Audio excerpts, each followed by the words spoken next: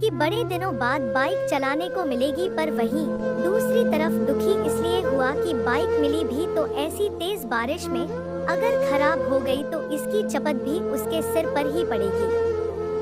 वह मुंह लटकाकर रेनकोट और हेलमेट पहनते हुए वहां से निकल गया। बाहर आकर बाइक को देखा तो लकी ने मन में सोचा, चलो ठीक है, जो होगा देखा जाएगा, कम से कम बाइक तो चलाने को मिल रही है। दरअसल लकी इतने साल काम करने के बाद भी अपने लिए एक मोटरसाइकिल नहीं ले पाया था। लकी की तनख्वाह ही इतनी कम थी कि सिर्फ उसके कमरे का किराया, उसकी साइकिल में डालने वाली हवा का खर्च, बिजली पानी का बिल और डिम्पल के साथ महीने में 1-2 बार बाहर खाने का खर्चा ही निकल पाता था। उसे डिम्पल की कही बात अक्सर याद आती थी, लकी अगर अगले 2 महीने में तूने बाइक नहीं खरीदी ना तो मैं तेरे से ब्रेकअप कर लूंगी, देखना। असल में डिम्पल को लकी के साथ बाइक पर घूमने की बड़ी तमन्ना थी।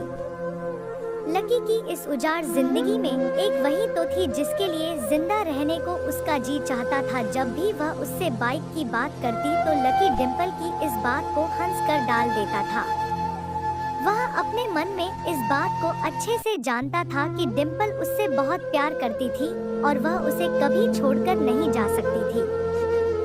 वह दोनों एक दूसरे में ऐसे घुले मिले थे जैसे बादल बरसात में घुल जाती है।